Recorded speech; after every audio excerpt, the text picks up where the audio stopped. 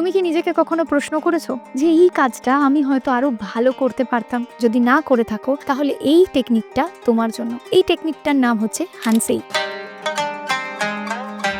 হানসেই জাপানিজরা use করে তাদের ভুল শুধরানোর জন্য। জাপানিজরা প্রত্যেকটা কাজের শেষে হানসেই টেকনিক অবলম্বন করে। তারা বসে আলোচনা করে যে কি ভুল হয়েছে এবং কি করলে ভবিষ্যতে এই ভুলটা এড়ানো যায়। তুমি জানলে অবাক হবে, জাপানের বহু কোম্পানি প্রত্যেকটা প্রজেক্টের শেষে হানসেই করে এবং সেখানে তারা এই 3টে ধাপ নিয়ে আলোচনা করে। কি ভুল হয়েছে, কিভাবে এই ভুলকে এড়ানো যায়, কিভাবে এই কাজটাকে আরো বেটার তৈরি করা যায়। হানসেই টেকনিক আমরা আমাদের লাইফে কিভাবে প্রয়োগ করব? এই টেকনিক অনুযায়ী প্রতিদিন অ্যাটলিস্ট 5 থেকে 10 মিনিট তোমার নিজের সাথে একা টাইম স্পেন্ড করা।